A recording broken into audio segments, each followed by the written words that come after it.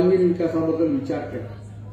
रात्र म्हणला नाही, दिवस म्हणला नाही, आठवड्यातले 5 दिवस मुंबईमध्ये काढल्याने 2 दिवस तुमच्या माझ्या मतदारसंघात तुमचे माझे प्रश्न, तुमच्या माझ्या अडचणी दूर करण्याचं काम भाऊनी रात्रंदिवस केलेलं आहे.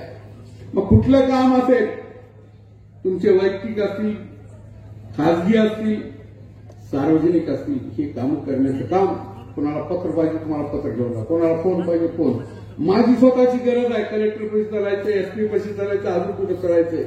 जिथं आपण म्हणतात तिथं हजर, त्या आमदारकीला फेकून दिला बाजूला, मंत्रीपदाला बाजूला येऊन तुमच्या खांद्याला हात घालून, तुमच्या खांद्यावर हात घालून काम करणारा मोठा माणूस दिसला तर त्याला नतमस्तक होणारा, तुमच्या सोबत राहून तुमच्या अडचणी दूर करणारा असा एक उमेदवार आहे. मग ते कुठले कामं केलेत? या शहराला जोडणारे सर्व रोड आहेत. मग देगलूरून येणारा रोड आहे, लातूरून येणारा रोड आहे. जिथे लातूरला आपल्याला जायला यापूर्वी 2.5-3 तास लागत होते, आता 45 मिनिटात जाते. आपण नांदेडहून येतो, नांदेडला जायला आता 1 तास, पहिले 3 तास लागत होते. आपल्याला बिदरला जायचे म्हणजे यापूर्वी 2.5 तास लागत होते, आता 1 तासात आपण बिदरला जातोय. शिरूरला जायचं म्हणजे आपल्याला 1 तास लागत होतं, आता 20 मिनिटात जातो. हे या शहराला करतो म्हणल्याने पूर्ण केलेले रोड आहेत. हे प्रत्यक्ष पाहायचे आपल्याला.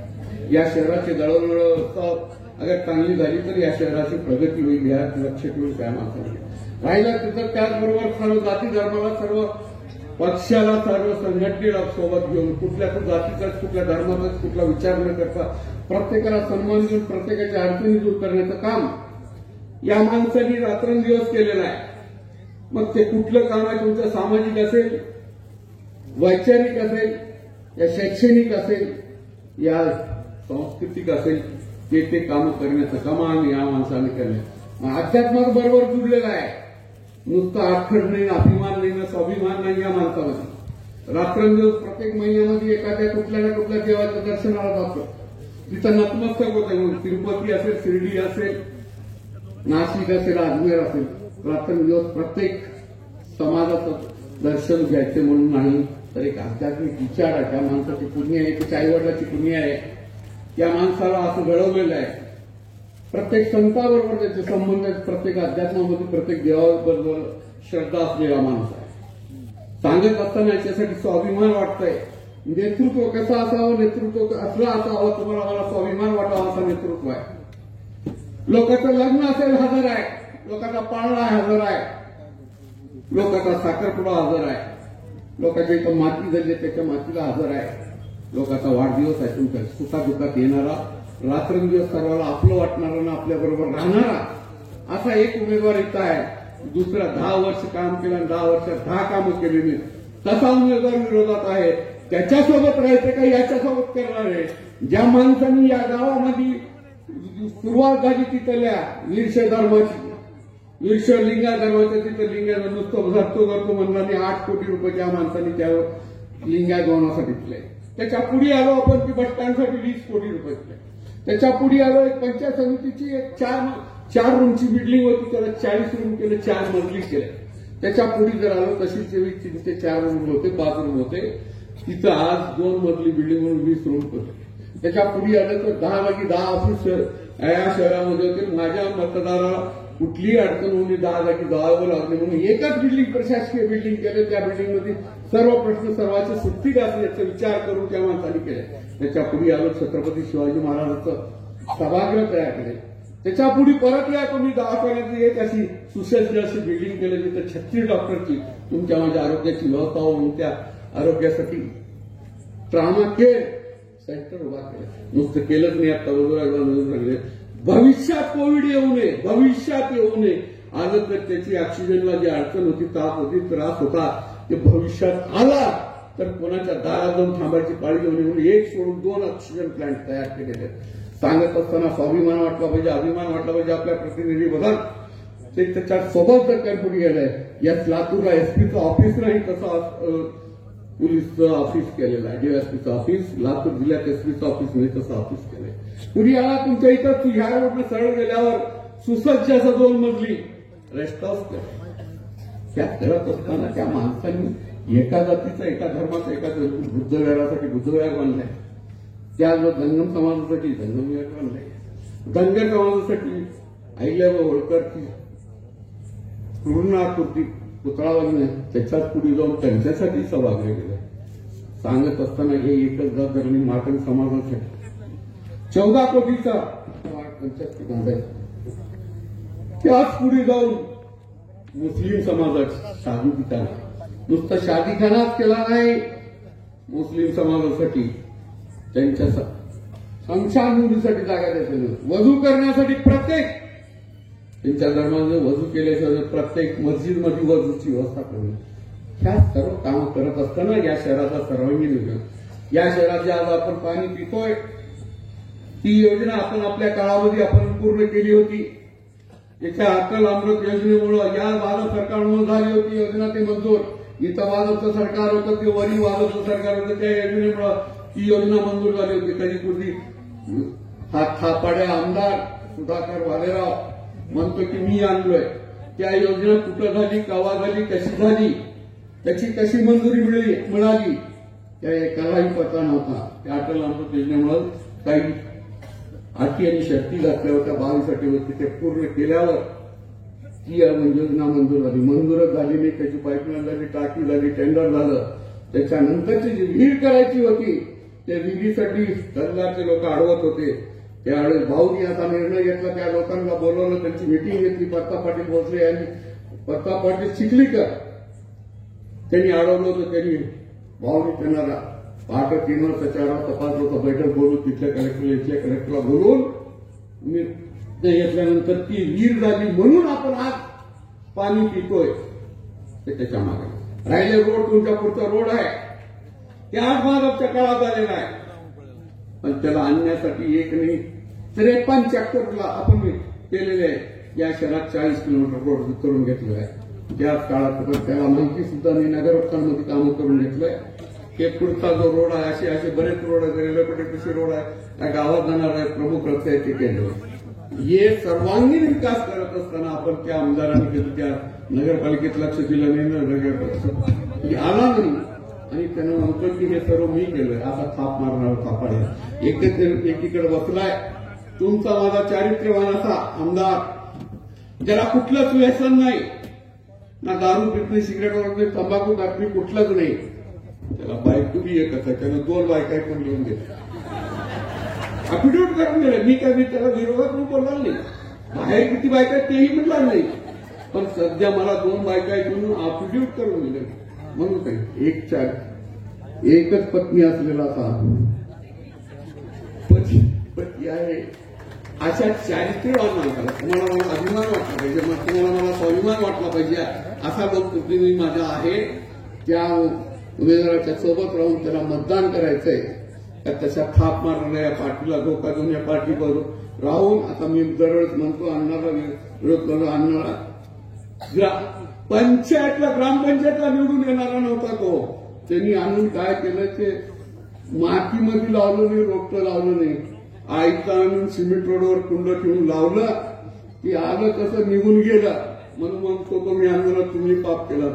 आता त्यांनाही माफ, त्यांनी हे पार्टी सोडून गेल्यामुळं त्यालाही माफ, त्यांना हा सांगत असताना एकत्र विचार करून तुम्ही एक सद्विवेक बुद्धीनं येत्या 20 तारखेला आपण सर्वांनी मिळून घडीच्या चिन्हावर वोट टाकायचंय. या वार्डाचे आता जसं सांगितलं, सुधीर भाऊंनी रात्रंदिवस कमळाचं पूजन केलं. त्यांना वास दुसऱ्या कशाचाच घ्यायचा आला नाही. त्याच्यामुळे आता हातात सगळ्यात घडी बांधून रोज किती वाजले रोज विचार करायचे आणि त्या दिवशी 20 तारखेला मात्र त्या घडी बघून घडीच्या चिन्हावर आपण निशाणी मारायचंय. आणि मला सर्वांना विनंती करायचंय, आपण आता झालेला विकास करून घेतला, भविष्यात येणारा विकास तुम्ही आम्ही मिळून या शहराचा आणि या तालुक्याचा सर्वांगीण विकास करू. आणि या तालुक्याचा नुसतं तालुका ठेवायचा नाही तर संजयबाईच्या माध्यमातून याला जिल्हा करायचंय. नुसतं जिल्हा करायचं नाही, एक काम झालेलं आहे जिल्ह्याचं.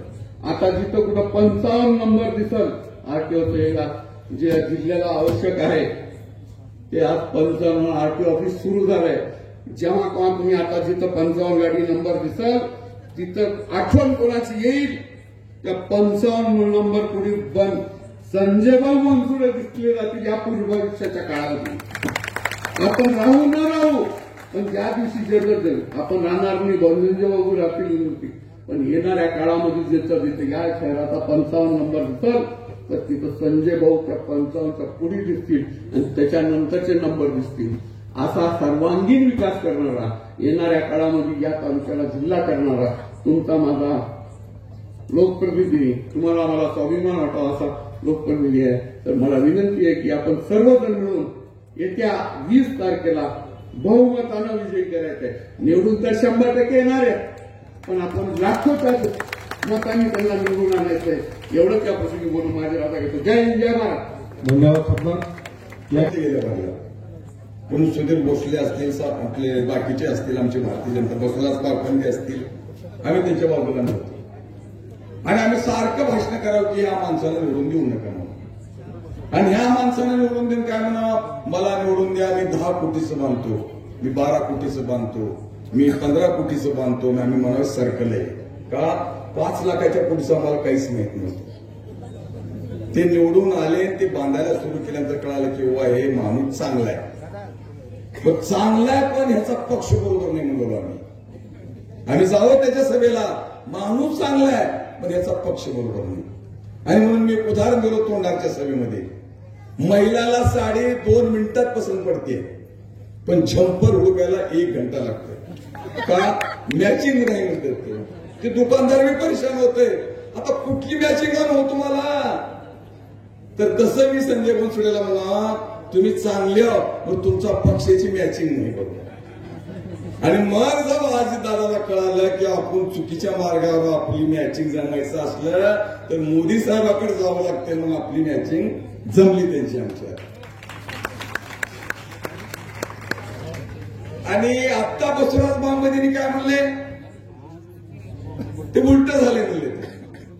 उलट झाले म्हणले माझ्या डोक्यात आलं, माझ्या शेतामध्ये माझी गाय, तिचं भांड फुटलं होतं, म्हणजे ते तिचं वासरू आहे ना ते बाहेर येऊ लागतं.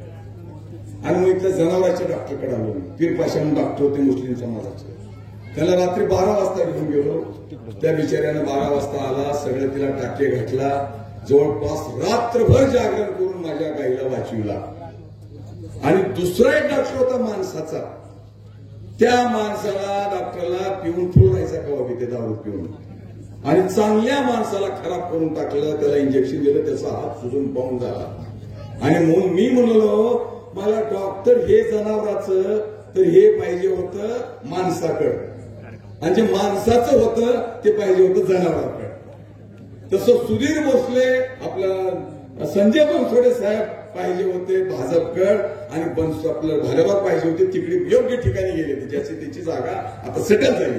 ती त्याच पात्रतेचं होतं आणि ह्याच पात्रतेच्या. एवढा प्रचंड विकास त्याचं वर्णन मीच नाही, सगळं करून तुम्हाला आता तुम्हाला सुद्धा पाठवून घ्या. एवढा म्हणजे उदगीरला आलेला माणूस बघितलं की म्हणताय की वा हे लातूरपेक्षा पुढे गेले. मी परवा लातूरला गेलो आणि लातूरच्या सभेत म्हणालो की लातूरच्या नंतर उदगीरचा आमचा नंबर आहे म्हणल्या आमच्या पक्षाचे सोलापूरचे देशमुख माजी मंत्री ते म्हणाले की अरे गोविंदराव लातूरपेक्षा नाही, उदगीर तुमचं लातूरपेक्षा पुढे म्हणाले. का म्हणाले तर या उदगीरमध्ये आम्हालाही माहित नाहीत असे 25 उद्योगपती आहेत की जे 100 कोटी टॅक्स भरतात. एवढे उद्योगपती आपल्या उदगीर आम्हालाही माहित नाही. आणि म्हणून आपलं उदगीर एवढं पुढे गेलंय आणि त्या पुढच्या उदगीरला बरोबर करायचं काम बनसोडे साहेब करत आहे. आता राष्ट्रपती महोदय आपल्या उदगीरला आल्या तर ते पूर्वी त्यांचा दौरा कॅन्सल झाला. कॅन्सल झालेल्या विरोधी पक्षाच्या लोकांनी म्हणले की बंडल आणते राष्ट्रपती कुठं उदगीरला येतात का.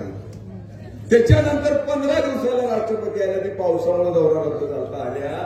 आणि मग जवळपास 50-60 हजार महिला 2-3 लाख लोक उदगीरला जमलेले बघितलो. आणि राष्ट्रपती महोदय तुमच्या महिला बरोबर 1.5 किलोमीटर पायी चालले आहे. महाराष्ट्रात नाही, देशात सुद्धा इतिहास नाही, तुमच्या बरोबर पायी चालले आहे. अशा सगळ्या घटना बनसोडे साहेबांनी इथं आणल्या. इथं मोठ्या प्रमाणात महिला येतात. खरं तर कोणत्याही गावात होते, आता मी पाठवलेला होतो, रावणकोळ्याला होतो. रावणकोळ्याला त्या पाटोद्याला एकही बाई एकही महिला घरी शिल्लक नव्हती. सगळ्या आमच्या सभेला हे उदाहरण आलंय. हे हवा आहे त्यांची. तर त्या सभेत म्हणून हवा नाही, हे वादळ आहे. संजय बनसोडे हे वावटं वादळ आहे, तुफान आहे. आणि हे तुफान 23 तारखेला 50,000 60,000 मतांनी निवडून येईल. तुफान आहे का बहिणी आमच्या माया. आता सुनील भोसलेचा वार्डा इथं आमच्या वहिनीची करिश्मा हमेशा महिला राहते, त्याचं काही मला नाव वाटणार. पण खेड्यामध्ये आमच्या सभेला बाई म्हणले की आम्हाला अप्रूव वाटत होती. एखादी महिला आली की बाबा बाई आली म्हणत होतो आम्ही. पण आता 500-500 300-300 400 महिला प्रत्येक गावात राहतात. त्याचं कारण म्हणजे बसवराज बागबनीने म्हणल्याप्रमाणे आमच्या सरकारनं महिलाचा मान सन्मान वाढवला. इतका मान सन्मान म्हणजे अगोदरच्या काळामध्ये महिला चूल आणि मूल याच्या पलीकडे महिलाला काय अधिकार नव्हता.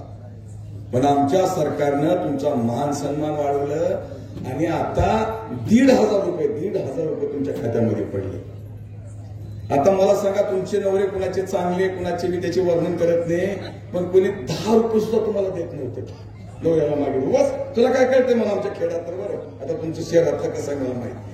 बस तुला काय करायचे म्हणा. आता आमच्या खेड्यात उलट झालंय. नवरा म्हणतो आहेत का देवर 50 रुपये. किती दाब वाढला बघा बघ तुमच्या आता. तर हे दाब वाढवण्याचं काम आमच्या युतीच्या सरकारने केलेलं. हे 1,500 आहेत. पण हा पठ्ठ्या गबरू निवडून आल्यानंतर तुम्हाला दुप्पट 3,000 रुपये होणार आहे. आणि म्हणून मी सगळ्या खेड्यात सांगत आहे की ही महिलाची जादू चालणार आहे. आता तुम्ही एक जादू घरामध्ये जर नवरा बिघडला असला, भाऊ बिघडला असला, अजून कोणी बिघडला असलं, ते जर भालेराव म्हणत असलं किंवा त्याचं चिन्ह दुसरंच म्हणत असलं तर त्याला कंट्रोल करायची जबाबदारी तुमची आहे. का आमचा किती दाब राहू द्या बाहेर, घरी आमचा दाब चालत नाही. आमदार बी राहू द्या, मी बाहेरच आमदार, घरी माझे तर अजिबात. ही कधी दिवा एसपी राहू द्या, एसपी राहू द्या, ती बाहेर सगळ्याला मारते, घरी गेले की गपची बसते.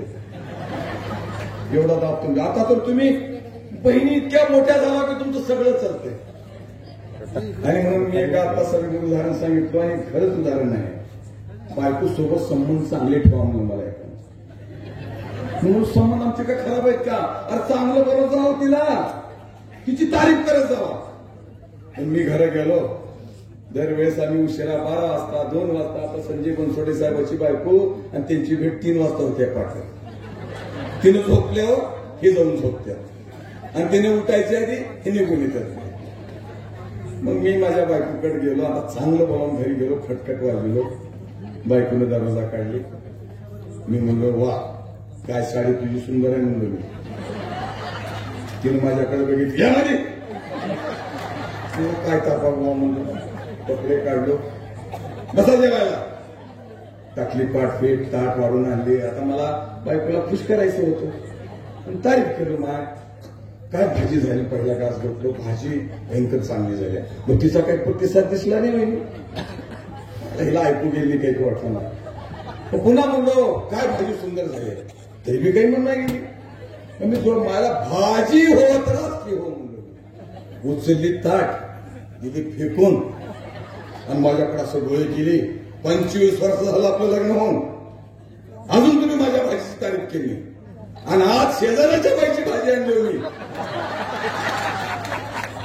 मला काय बिघडलं साडेसाती करायला गेलो, एक झालं दुसरं की साडेसाती. मग पुन्हा मी जमून घेतलो बाबा हे काहीतरी बिघडलंय. पण आता तिनं म्हणील ती आम्ही ऐकत आहोत. तसं मी तुम्हाला सांगलेलं की संजय बनसोडे साहेबाला निवडून काय झालं, एखादी नवरा बिघडला असता तर त्याला नीट लेवलवर आणा. तुम्ही तर घड्याळावर करणार आहोत पण त्यालाही घड्याळावर करायचं का. एवढ्या बहिणी जर संजय बनसोडेच्या मागे असल्या तर कोण्या माईचा लाल त्यांचा पराभव करू शकत नाही. लोकसभेला नव्हत्या एवढ्या बहिणी आमच्या, आता गाव गावच्या बहिणी झालेल्या आहेत. आणि आमच्या सरकारने ठरवलंय हे 1,500 कशासाठी माहित आहे. उद्याच्या पुढच्या 5 वर्षाला हे संजय बनसोडे साहेब आमदार, आमच्यासारखी आता माणसं आमदार राहणार नाही. 33% महिला, 100 33, खासदार 33, आमदार 33, प्रधानमंत्री महिला, मुख्यमंत्री महिला आणि पार सगळ्या तालुक्यात महिलाचं राज्य येणार आहे. आणि तुम्हाला अजून 5 वर्ष मिळणार आहेत. तर 5 वर्षात तुम्ही स्वतःच्या पायावर उभा टाकावं, गडगंज व्हावं. सरकार तुमच्या पाठीशी आहे. लखपती करणारा त्या बहिणीवाला लखपती. आणि म्हणून तुमची ही ट्रेनिंग आहे 4 वर्ष. आणि म्हणून हे पहिला बयान आहे 1,500. निवडून आल्या 3,000. आणि पुन्हा पुढच्या वर्षी लखपती महिला तिथं 1,00,000 रुपये. हे जर करायचं असलं तर त्यांना निवडून द्या. आता तिकडे काय बालेराव साहेबाचा पक्ष काय म्हणतंय, ज्या दिवशी महिलाची योजना 3,000ची झाली त्या दिवशी सगळ्यांनी म्हणले हे काय बरोबर आहे का, कुठून पैसे आणणार हो तुम्ही महिलाला चुक्या बनवता, असं म्हणत म्हणत कोर्टात गेले. का ही योजना बंद करा म्हणून. कोर्टानं म्हणाले तुम्हाला अक्कल आहे का, सरकारचा निर्णय आहे त्याचा अधिकार आहे ते. हो बाजूला म्हणले. पुन्हा काय म्हणले, मला फ्रीज केले की आता मग आता काय करा, आम्ही 3,000 देतो म्हणले. आम्ही किती दिला ते काय म्हणतात, 3,000 देतो. पट्टी मागायला पोराले उगीरचे माझ्याकडे, त्यांना पट्टी द्या. म्हणजे किती देऊ, 10,000 रुपये द्या. म्हणजे 10 काही नाहीत किंवा माझ्याकडे 2,000 देतो. अरे असं जमतो तुम्ही माझी आमदार आहो. अरे बाबा 2,000 देतो नगदी आणि उधार 10,000 काढा. कोणते तुमच्या मनावर म्हणले माझ्या उदारचं काय 7.5 ते नगदी 2 मोकळे झाले म्हणजे. आता त्याच्या 3ला जाणायच्या का नगदी 1,500 तुमचे 5 महिन्याचे 7,500 तुमच्या खात्यात पडले आणि त्याच्या उदीरला जाणायच्या का. दुसरा प्रश्न, आपल्या उदीरला पाणी कुठून येतंय, सावकार लिंबूटी धरणावर. आता 4 दिवसाला पाणी येतंय, फिल्टरचं पाणी आहे. आता लिंबुटीच्या धरणाचं पाणी जर तुम्हाला उदगीरला आलं नाही तर नळाला पाणी येईल का. लिंबुटीचं धरण म्हणजे मोदी साहेबाचं धरण आहे आणि बनसोडे साहेबाचं बँक म्हणजे ही पाईपलाईन आहे. मोदी साहेबांनी जर बंद केले तर इकडे पाणी येणार नाही आणि तुमच्या बहिणीवाचे कोणत्याच विकासाचे पैसे मिळणार नाही. वरी मोदी साहेब, खाली तिथं सरकार, इथं बनसोडे साहेब. डबल इंजिन वर आणि ट्रिपल इंजिन आहे. 2 डबल इंजिन तिकडं आणि बनसोडे सेट ट्रिपल इंजिन आहे. या ट्रिपल इंजिनाच्या पाठीशी आपण राहावं आणि बनसोडे साहेबांना निवडून द्यावी विनंती तुम्हाला करणार आहे. जाता जाता जोरदार घोषणा देतो मी. तुम्हाला सुद्धा बहिणी ऐकत नाही तर तुम्ही ऐकत नाही बघूत आपण. सगळ्यांनी हात वर करून घोषणा द्या. मी काही जरी म्हणलो तर तुम्ही म्हणायचं संजय भाऊ म्हणायचं.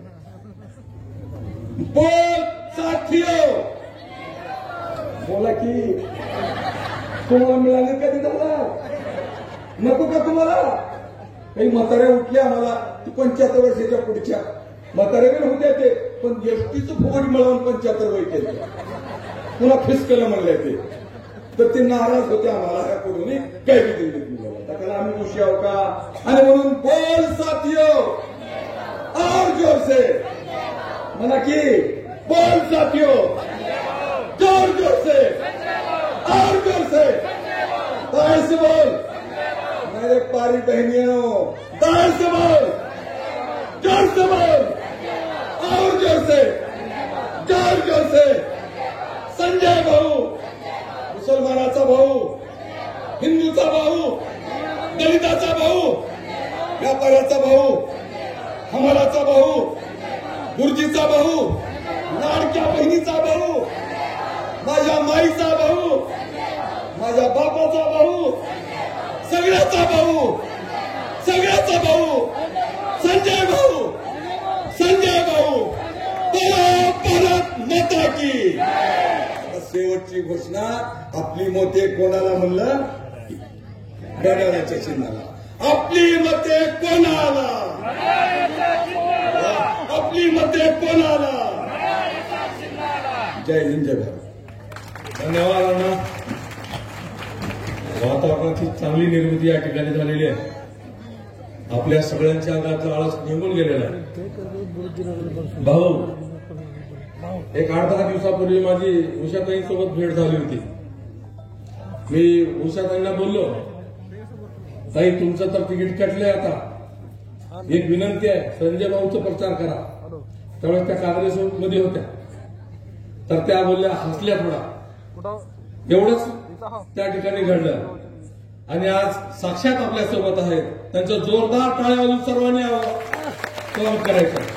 भाऊ, आपण जे नवं ते उदगीरला हवं हा विषय तर तुम्ही घेऊन चाललातच, पण उदगीरकरांची आणखीन एक वेगळी मागणी आहे. ज्या देशमुखांनी उदगीरची रेल्वे थांबवलेली आहे ते उदगीरला रोज आली पाहिजे, म्हणजे दैनंदिन झाली पाहिजे. ही रेल्वे उदगीरहून दैनंदिन झाली पाहिजे याच्यासाठी आणि तिरुपतीला जाण्यासाठी सुद्धा आठवड्याले 3 दिवस आहे तीही रेग्युलर झाली पाहिजे याच्यासाठी आपण काम करावं एवढी या ठिकाणी विनंती करतो आणि आपल्याला मार्गदर्शन करण्यासाठी विनंती करतो. धन्यवाद.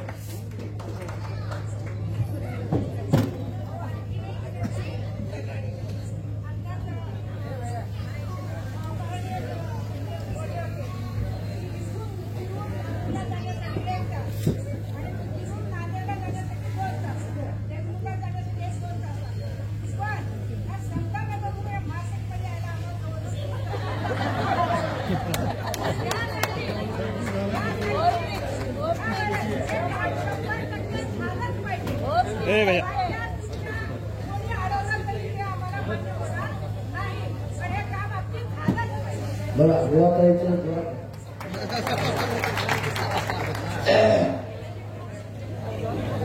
आवाज पूर्ण बसलाय. उदगीर जळकोट विधानसभा 2024 महायुतीचा उमेदवार म्हणून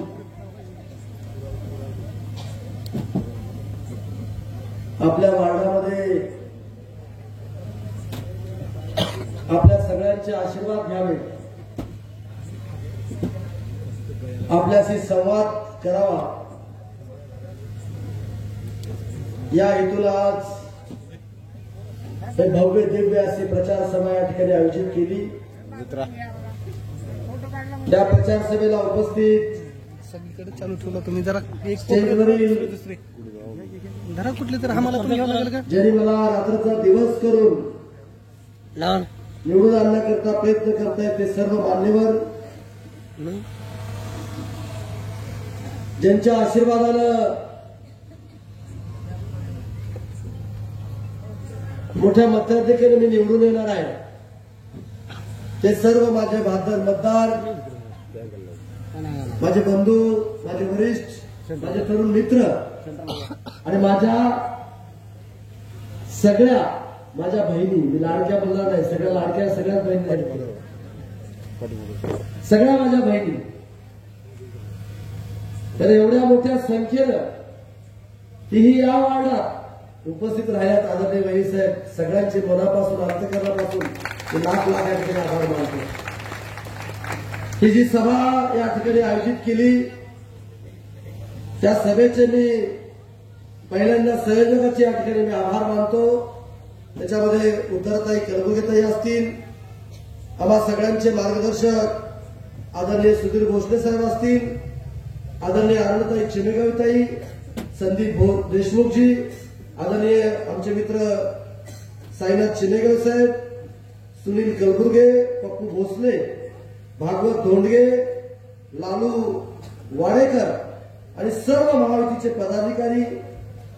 भारतीताई तर आहेच का?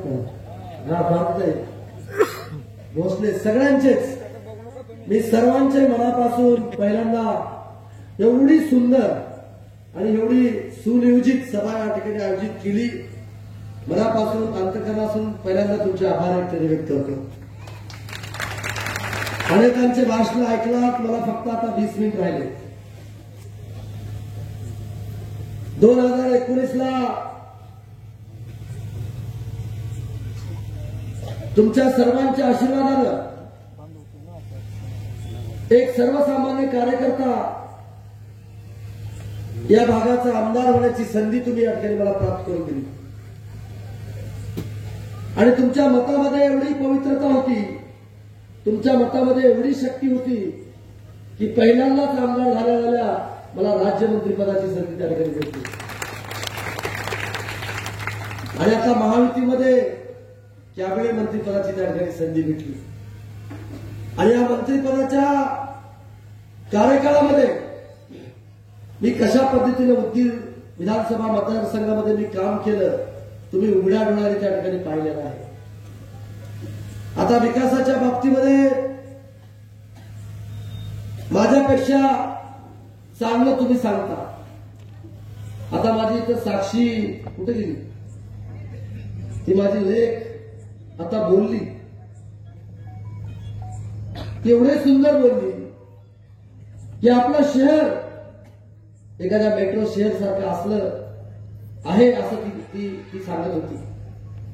जे मेट्रो शहरामध्ये फॅसिलिटी आहेत ते आपल्या उदगीरमध्ये निर्माण केल्यात असं ती बोलत होती. आणि आपला कॅन्डिडेट योग्य आहे असं सुद्धा सांगत होती. बरोबर आहे साक्षी? मला कळालं नाही इंग्लिश, या अंदाजाचं कळत नव्हतं.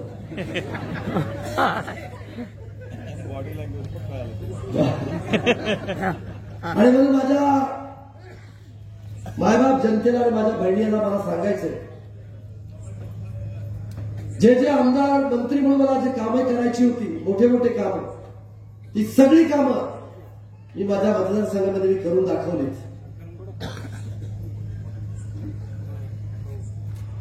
पहिल्यांदा तर आपल्या उदगीर शहराला जे मुख्य रस्ते असतात ते मुख्य रस्ते जर चांगले झाले तर त्या शहराचा विकास होत असतो. म्हणून मुख्य रस्ते कोणते होते? आष्टामोड ते लातूर, जाम ते तोगरी, बिदर, नांदेड, शिरू ताजबंद, हे पहिल्यांदा सगळा विचार करून सातत्याने त्याच्यावरती प्रयत्न केला आणि आता ते चांगल्या पद्धतीचे रस्ते त्या ठिकाणी झाले.